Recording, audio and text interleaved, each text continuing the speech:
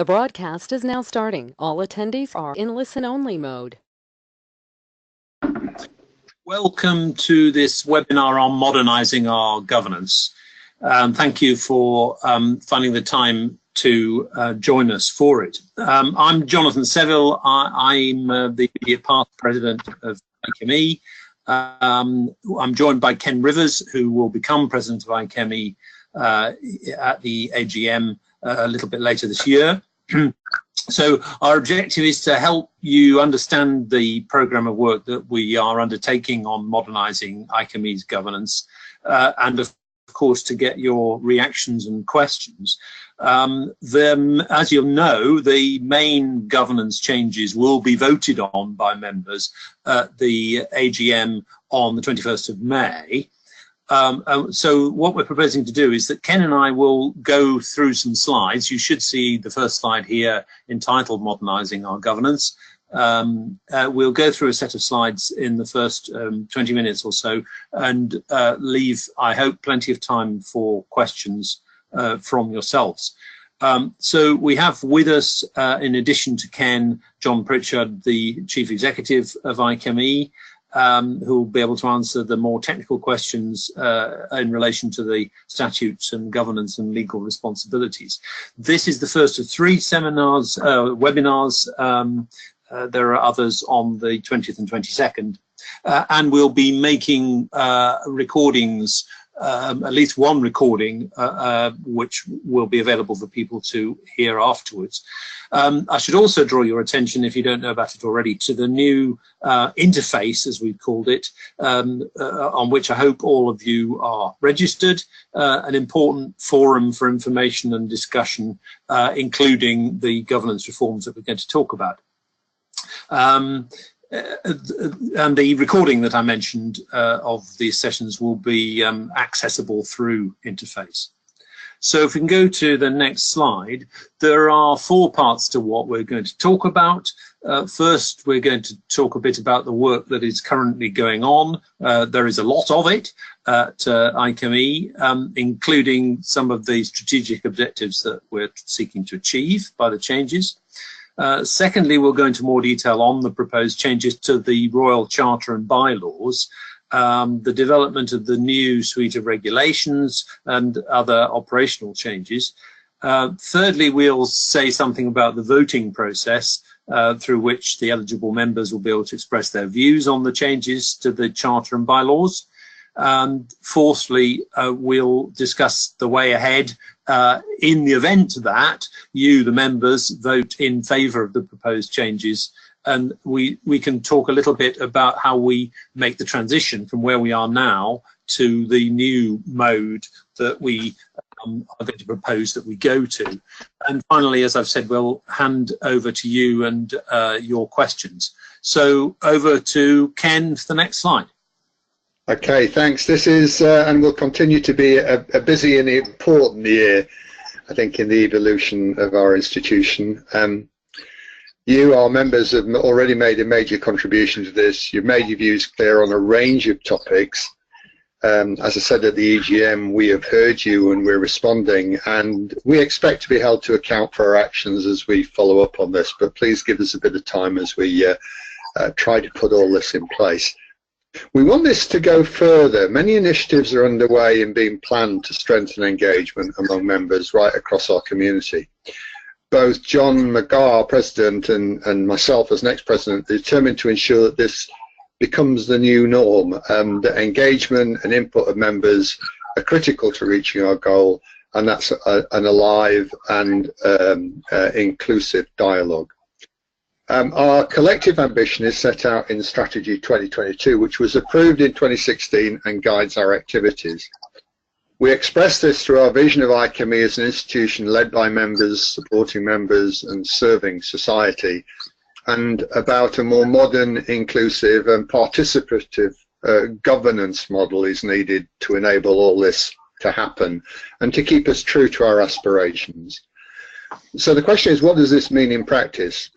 Now, the proposals come to fruition now reflect consultation with members over more than the past 2 years now, ably led by Jonathan.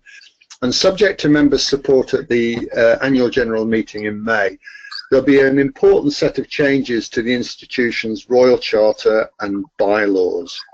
Council will change into a smaller board of trustees with a new and more representative nomination election procedure for all the roles, including that of Deputy President, who will become President in the following year. There'll be a new body to act as the voice of the wider membership, and the proposed Congress will be elected by all members and will represent the full breadth of membership in discussing and influencing chemical engineering affairs. In addition, we're taking this opportunity to update and complete our regulations, which will reflect good practice from other leading institutions. To build on these changes, we're also planning a strong new push on the collaborative efforts that bind us in our learned society activities. Now, this is one of the two key functions of the institution alongside our role as a qualifying body.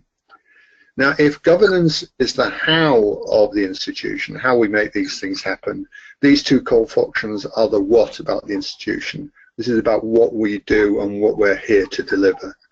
So what we're talking about today, while very important, is not an end in itself.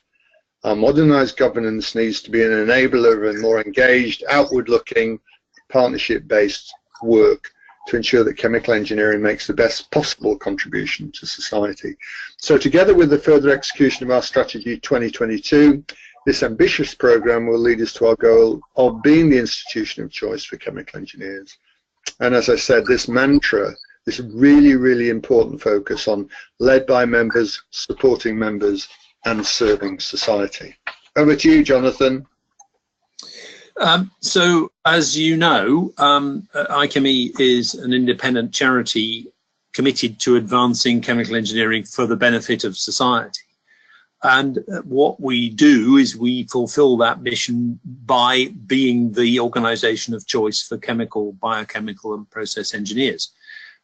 We are an organisation of professional members, and those members are diverse and I would say highly knowledgeable. Our proposed changes are aimed at trying to continuously engage our membership and reflect our members' views on how best to fulfill the ambitions of the institution. So as you'd expect, we've reviewed the best models of how to deliver on those objectives by looking at what similar qualifying bodies and membership organisations do. And we note that quite a number of those organisations have gone or are going through similar processes of modernisation. We don't exist in a vacuum. There are a number of bodies that we relate closely to, notably the Engineering Council, from which we get our authority to qualify members. And the Engineering Council also, of course, facilitates and oversees the sharing of good practice. So whatever we do, we consult frequently with them. So the council and the staff are working hard to ensure that our institution compares favourably with its peers, both through direct conversations with those peer groups and through organisations like the Engineering Council. We know that our success as an institution is dependent upon engagement with our member community.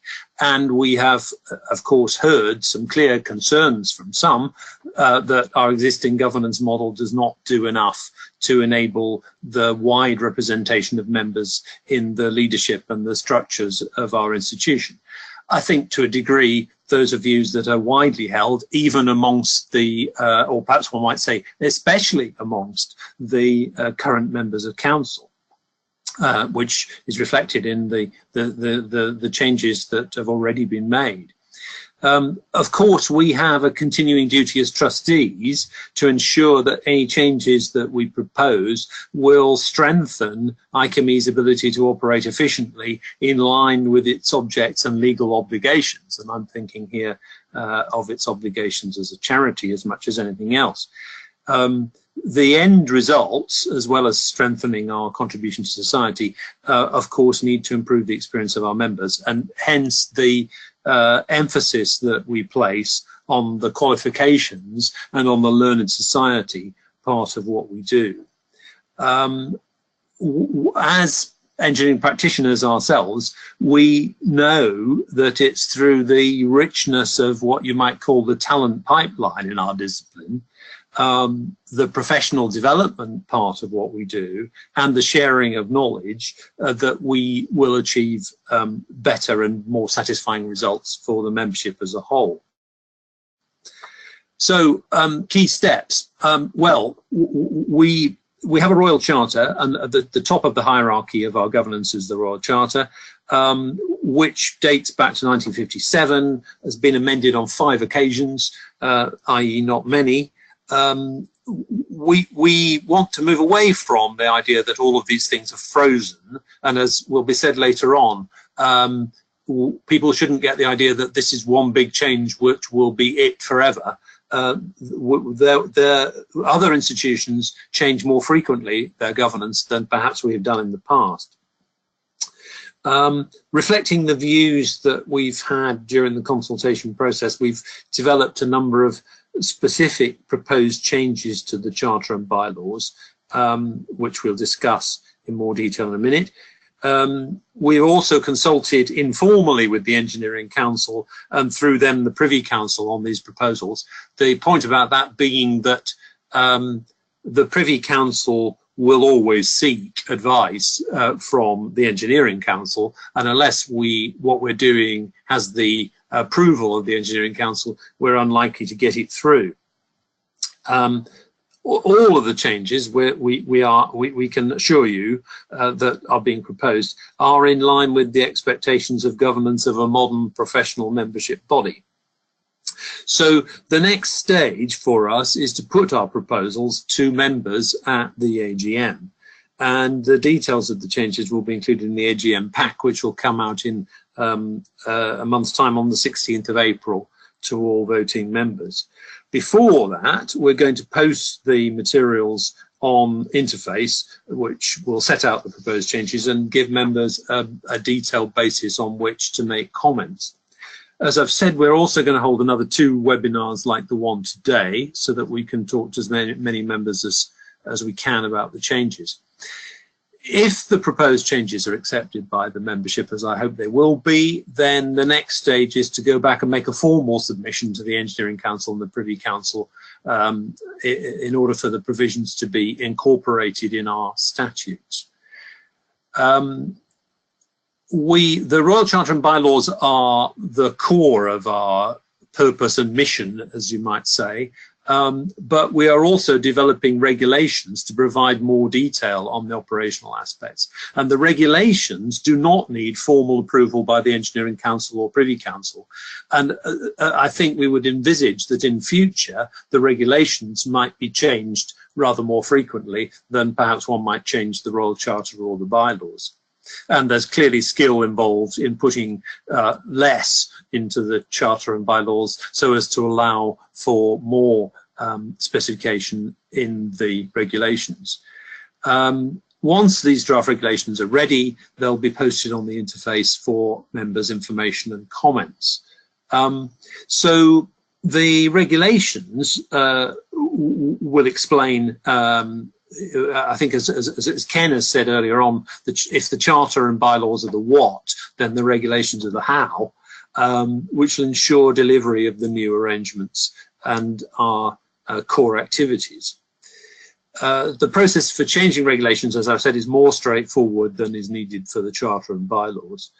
But they are an important component of the function of the institution, and that's where we really need to reflect the views of the membership and to make sure that the regulations evolve over time.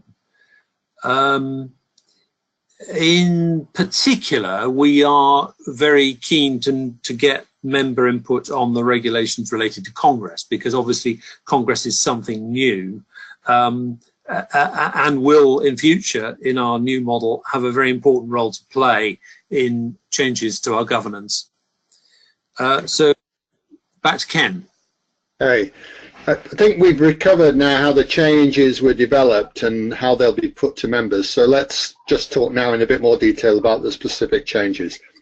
The next 4 slides cover the new smaller board of trustees that will replace council, In practice, what we have up to now called council has been both really a representative council and a board of trustees, and the proposed new council will take over, sorry, the proposed new Congress will take over much of the representational work of the council. Now, this and the other reforms being proposed enable us to change the name of the board of trustees to underscore the central focus of those in the highest elected offices on discharging their duty as trustees of the charity to ensure a smooth running of the institution in line with its statutory provisions.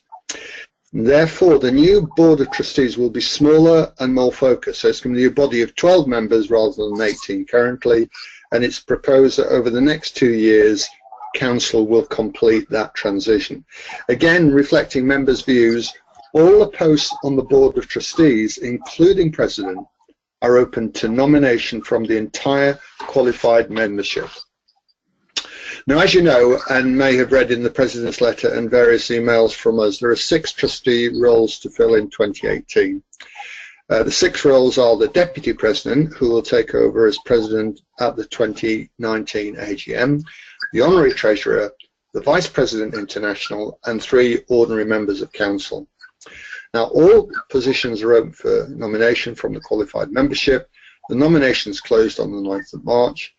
During recent consultation, conversation and meetings attended by trustees, we heard that members sought ways in which they could have more involvement in the institution's leadership. And we recognise that in the past, the opportunity to self-nominate was not used as much as we had hoped by the wider membership. There's a wish for more members to be elected by members, and therefore we felt only right that the nominations should only come from members for the trustees' positions up for election in 2018. The council accordingly did not nominate any candidates for the vacant positions. Now, the detailed role descriptions for each of these roles were developed with additional content for the 3 senior office holders that require specific skill requirements and involve a much higher level of time commitment. These role descriptions set out the core responsibilities of trustees.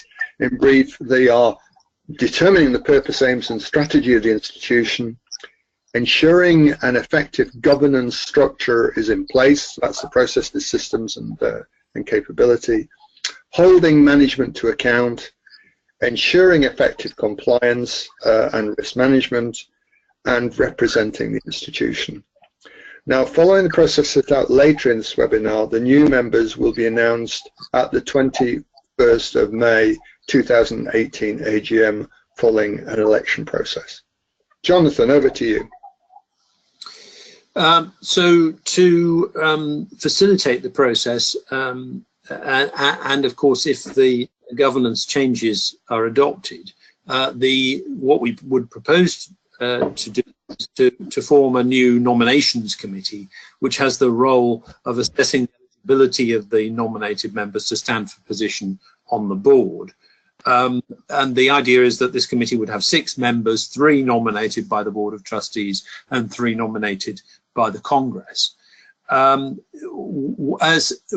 course, we haven't got to that point yet. So as part of the transitional arrangements, we've established an interim candidate committee, as we've called it, which would fulfill the same role in 2018. So this is a one-off group. You can see their happy smiling faces here. We sought 3 nominations for the wider membership to fill 3 of the 6 places. In fact, 5 people put their names forward and we pulled the 3 out of a hat, or we didn't. 2 IChemE fellows, Fiona MacLeod and Adrian Bunn, picked them out of a hat. Council put forward the 3 other candidates to complete the committee. So their role is to review all of the 2018 trustee nominations to ensure that they meet the requirements for the roles. And as people will know, I think, what was sent out with the President's letter inviting nominations was a role description for each of those positions. The final candidates will be announced in late March. Where there are 2 or more suitable candidates for a role, the IChemE membership will be asked to vote on their preferred candidate. Yeah. Great, Jonathan. So we now turn to the proposed change that may have the biggest impact on how our institution operates in future, and that's the proposed new Congress. I think one of the key aspects of input we received from members was the desire to have a more representative structure to channel the membership views and ideas as an input into the strategic direction and the effective running of the institution. Now, this is really in line with good practice in other leading institutions that have recognized the need for a larger representative forum to work with trustees. So in addition to modernising the Board of Trustees, opening all positions to nominations from the wider election, opening up to nomination and election, we're proposing the creation of a new body, which is the Congress. Now, the proposed Congress will become the voice of the IChemE membership.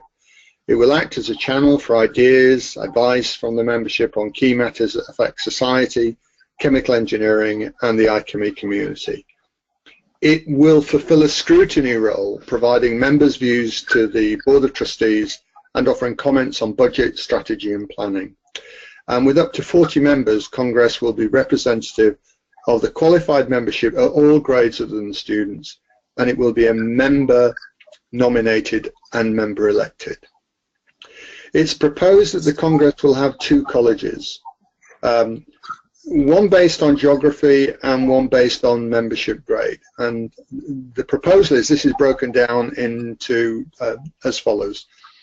Up to 25 members of the Congress will be nominated by geographical location to ensure that it represents the spread of IChemE's membership across the world. Up to 15 of the nominations will then come from across the membership grades, including those in the early stages of their careers, are representative. So this is early career members, being defined as less than 9 years in full and part-time employment. Currently in development are the detailed regulations governing the Congress and the role criteria for Congress members, and this will be available on interface for members' information and for members' comments and for members' feedback. The Congress should be, as far as possible, virtual and in continuous facilitated session with one physical meeting every year. The interface provides an ideal way for Congress to discuss matters with the wider membership and identify priority matters to address. I think this is a really exciting opportunity, and we hope that many of you will get involved in making Congress the real exciting and active voice of members. Jonathan. So turning to hub and spoke, we see this as modernisation, as it says here, of IChemE's regional and national operations. So to a large extent, we see this as an operational matter. We've used this term aligned self-sufficiency for the various parts of IChemE's community. We want to be absolutely transparent about the relationships between the parts of IChemE, the regional parts of IChemE, and, as it were, the hub. And we want to be really clear about what the hub provides and the extent of autonomy of the regions, which of course operate in different jurisdictions and under different legal rules, so that needs to be taken into account. What we are doing, of course, is based on tried and tested good practice among similar institutions in the sector. There are one or two that we think have got models that have got really good features that we would like to incorporate. We are proposing in a hub and spoke model that the hub will provide central services and support to the spokes, and that'll include staff and office infrastructure. Effectively, the hub will provide support for the qualifications and the learned society functions which are delivered in the spokes. The exact model and how we get to it needs more work and discussion, but this does not involve changes to the institution's Royal Charter and bylaws. This is something that we can implement separately from the other changes that are being made. And clearly we would see Congress with its representative role across the whole of the institution as a very important part of establishing the new hub and spoke structure. So we're very keen to get input from the new Congress and from the Board of Trustees if the proposed governance changes are accepted at the AGM, as well as, of course, conducting via interface a broader discussion amongst the members. Okay, so now what I'd like to do is cover how members can vote on these changes. So the AGM is going to be a very important milestone in this modernisation effort, which began over 2 years ago. We're confident that the proposals being brought forward are the culmination of much work which has been done in a professional way, meeting the standards of the Engineering Council, the Charities Commission and the Privy Council. So what will come to the AGM, we're pretty confident would meet the needs of the Engineering Council, Charity Commission and Privy Council, and therefore enables members to vote freely without concern. The AGM will be held at the IET offices in London on the 21st of May. Members will have an opportunity to vote on the proposed changes to the Royal Charter and the bylaws, and details of this will be shared in the AGM pack, which will go out in about a month's time. To pass, the proposals will need a 2/3 majority of the votes cast. We of course hope that this will be the case.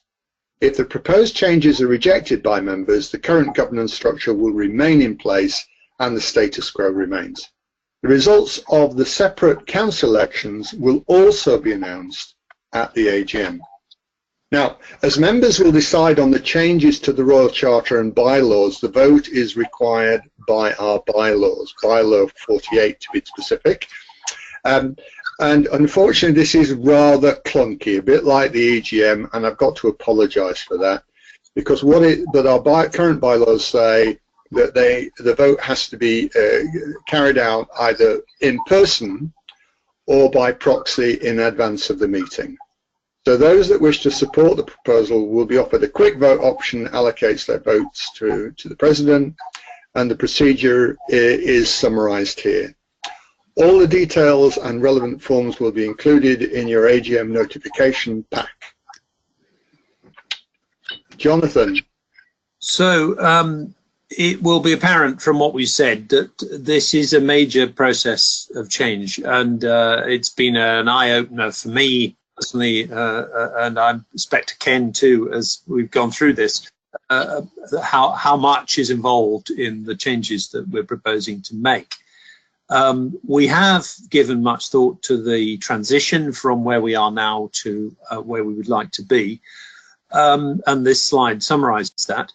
The principle that we've been adopting is that we want to, as it were, live as much in the post-reform world as we possibly can. So that's why we're actually proposing to make the changes that are necessary as early as we possibly can, and in some cases even before we have the members' complete approval. Now that may sound slightly dodgy, but what I mean is, for example, that we would aim to elect and establish a shadow Congress in advance of the proposals passing completely through the Privy Council stage. Perhaps I should qualify what I said earlier. The first thing that happens is that the members approve the changes, but it then takes some time subsequently to go through the stages with the Engineering Council and Privy Council. So once the members decide that they want to go for these changes, we can then, we think, make those changes provisionally in the expectation that they will pass through the Engineering Council and the Privy Council. So we will, as it shows here, then make our petition, as it's called, to the Privy Council for the changes to the Charter and bylaws. If all the formalities are passed on schedule, and of course this isn't entirely under our control, the new structure will be implemented at the beginning of 2019.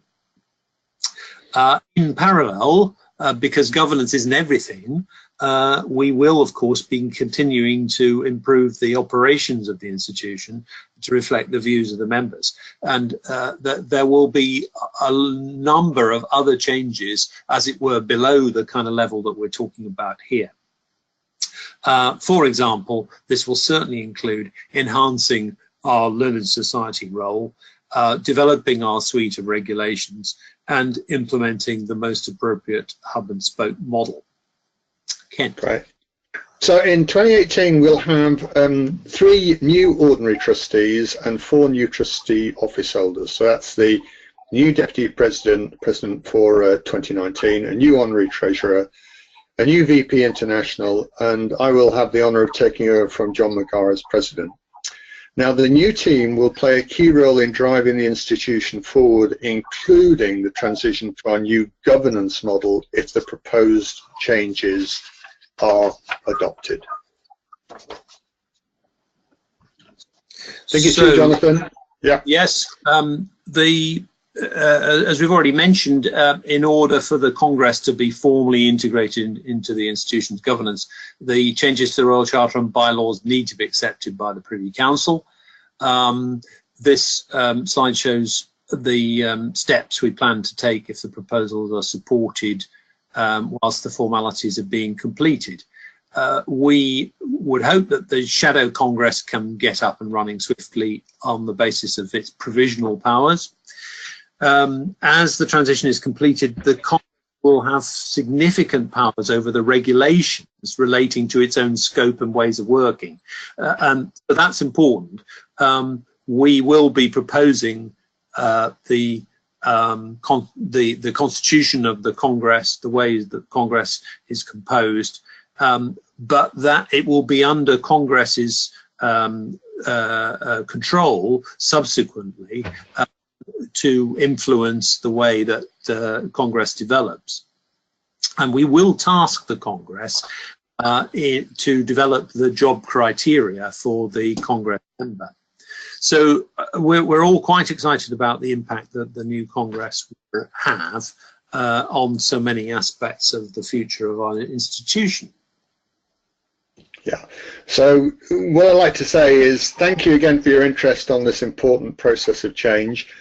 Our shared goal is to turn the views of members that they've expressed into reforms that modernise our governance, involve members more actively, secure our future operation, and stand the test of time. So we really invite you to engage through Interbase and through these webinars and at the AGM, and hopefully in due course through Congress.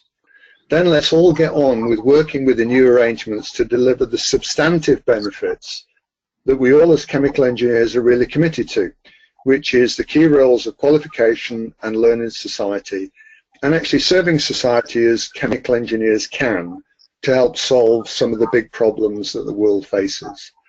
So as to realise our vision of an IChemE led by members, supporting members, and serving society. So we now move over to you, and would be very happy to address any questions that you have. We'll just take a moment, Jonathan, to see what questions we get, because I think you've done such a good job. There aren't many. Question from Andrew. What has changed in the governance proposals since the EGM?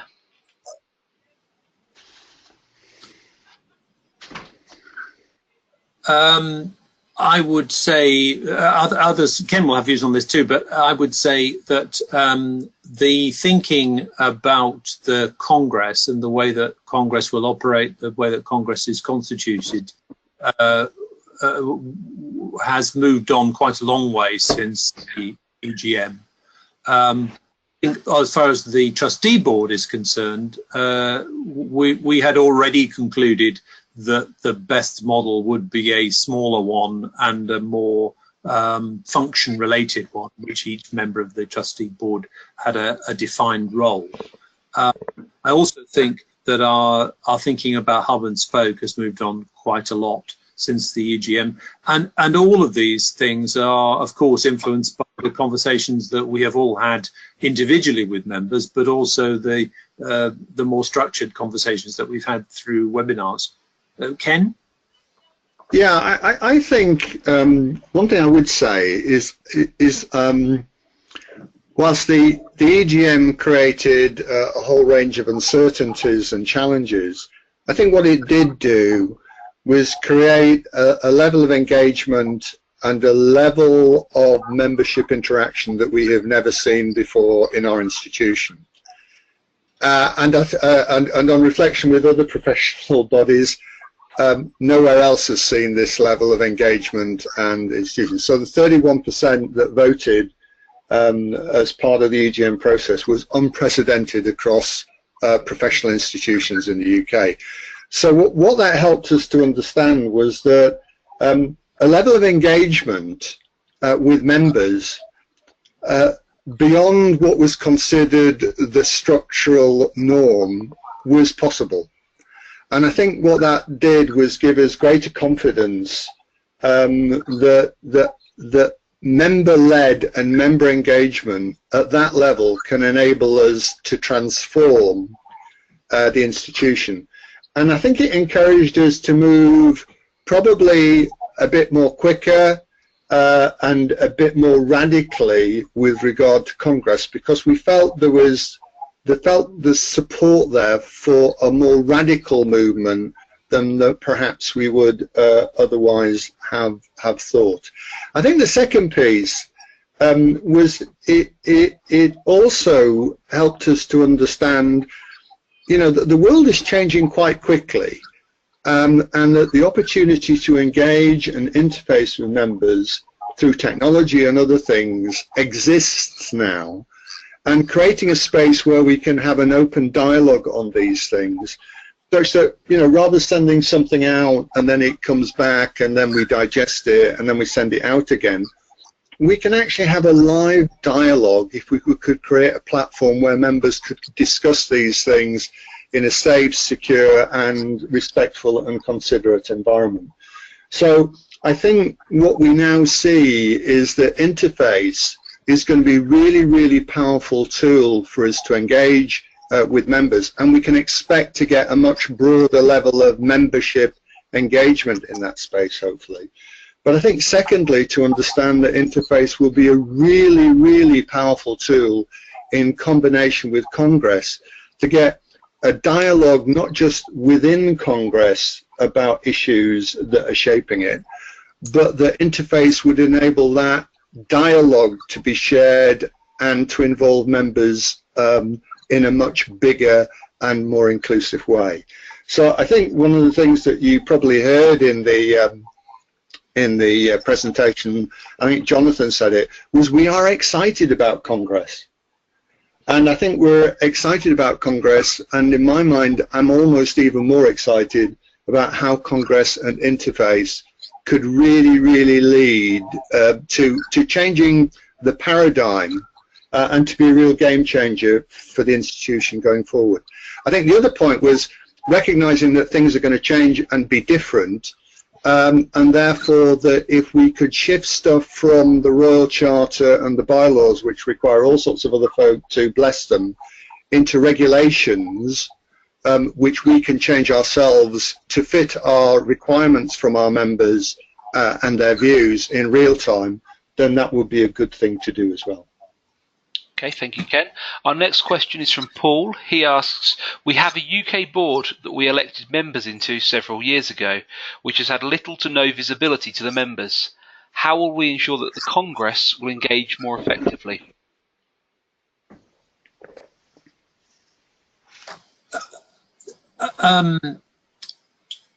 I think we are making sure, as we've said here, that the Congress will have the means to communicate between its members and more widely to the membership, to and from the membership as a whole, through things like the creation of interface. I think perpetual facilitated session was a form of words that I came up with. It will be a challenge to deliver it, but although I'm personally a fairly profound skeptic about social media, it has to be said that that the younger generations are of course wide users of these kinds of techniques and very much engaged with them. And we have to move with the times and take advantage of that level of engagement that people have with the technology. I think Ken also said this, so that we can actually get a much closer engagement with members than we can get through sending out pieces of paper or emails. We haven't, we are where we are, but we haven't given the UK board, or perhaps I could say the other regional boards, quite that kind of level of facilitated engagement with the membership, and we have to make sure that. As I've said, I think the changes we're talking about here are, as it were, high-level changes, but there will be changes that will trickle down from these, which will, I think, help other parts of the organisation to communicate better with the membership. John Pritchard might have something to say about that. Yeah, thank you.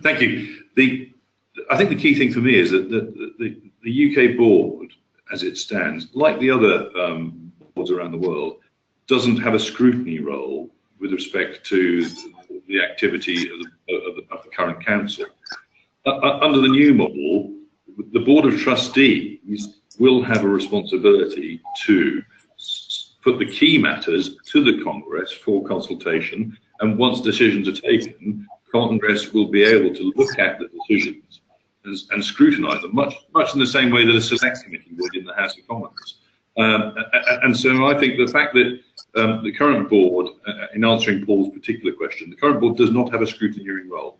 The Congress will have that scrutineering role and effectively can hold the Board of Trustees to account for the direction of travel and the performance of the institution. And I think that's a really positive step.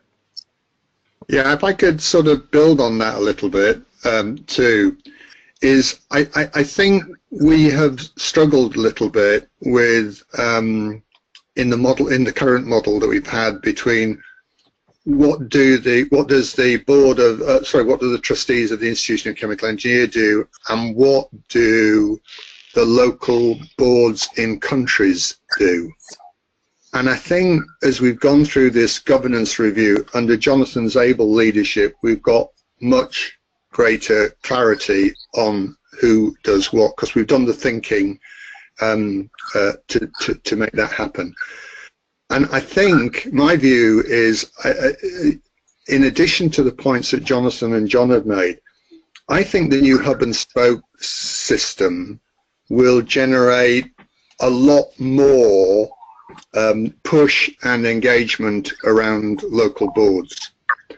And I think that goes to this point, which is hub and spoke is about delegating out responsibilities, accountabilities, the ability to decide at a local level to as close to the frontline membership as we can get it, so that the institution is shaped, led by members, supporting members, delivering for society.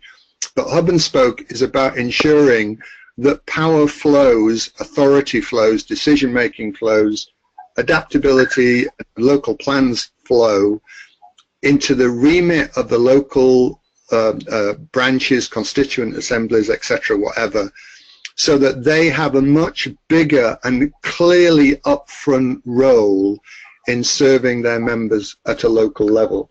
And I'm hoping that the combination of all these things will lead to that step change in engagement. We've got trustees, we've got Congress, we've got local boards. Hub and spoke drives more towards local boards, drives them more towards their members, and I think again provides another channel for feedback and engagement into the important decisions that the institution makes. Okay, our next question is from Andrew. Will there be clarity regarding autonomy for regional groups going forward in the AGM pack, including budgetary independence from the hub? I think perhaps that's one that John should address, the budgetary side of the question.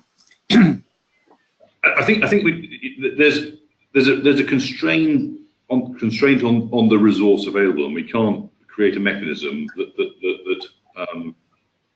effectively from day one would result in an overspend. So what we've got to do is go through a transition period. This is going to be an iterative process rather than an absolute clarity on day one, whereby we develop the mechanisms. And it may be that you know, when you look at this, the whole point of looking at things like how we pick up the learned society activity is so that we have clear mechanisms for generating content, for generating activity that can be delivered locally. So it requires partnership rather than stovepipes. But from Andrew's questioning, I'd be slightly concerned if we were to create further stovepipes. What I want is for there to be an institution that acts collectively. Now that means that locally you can decide which bits of this you want to use. But what the centre's got to do is provide high quality content and collateral. Now when I say the centre, actually, you look at it, it's members, the centre. It's not rugby can't generate content. It is the members in the different sort of, either it's a thematic approach around energy, water, sort of the food and manufacturing, or bio-pharma, health and well-being. Those have all been articulated quite nicely in ChemEng matters as to the direction of travel for chemical engineering. But what we've not focused on is what the outputs are that we want to achieve from that, either from a policy perspective, either from a sort of capacity building perspective of members. And so understanding how we sort of realign the learned society to think in terms of the outputs that can be delivered locally, and that then allows the regional groups to pick that up and pick and choose what they want to run with that's relevant within their regional boundaries. And so that's the opportunity that arises. So back to budgets, there's certainly sort of, you know, as with any organisation, costs come on two legs. So the people side of this, the staff have got to be employed by an employer, and that is IChemE. So if you're talking about independent regions that be allowed to employ somebody, well, the answer is that wouldn't be a workable solution either under the Charity Commission guidance or elsewhere. But if you're saying, well, could they run a conference locally? Well, the answer is that's the aspiration I'd like to get to. If you think, as a region, think that there is demand to run an event, then that's what we want to empower you to do. But clearly, as Ken touched on, there's an accountability to that, and that is, if you run something at a loss, then we can't have every region across the IChemE running things at a loss. So there's got to be a partnership and a relationship that devolves over the transition period, such that trust is established in both directions, and such that the outcomes to members are significantly enhanced. And those are the drivers. So yeah, it's about collaboration and trust rather than creating stovepipes. Okay, thank you, John. We have answered all of our questions, so I'll hand back over to Jonathan for the final word. So all I have to say really is that you will, on Interface, see quite a lot of material coming out in the next few weeks related to the governance changes. It won't come out in one wodge, it'll come out in stages. Please do look at what's there, and we are very keen to have comments on the details of what you see there. Although we have said that the regulations, for example, are not subject to Privy Council approval, we do want to present all of the changes to the Royal Charter, to the bylaws, and to the regulations to the membership in time for people to see what's there before they vote at the AGM. And as I say, you'll get it on Interface first. So that's all I have to say, really. I'd just like to thank everybody for giving up some of their time to cover these matters. Thank you very much for joining us, and have a good day.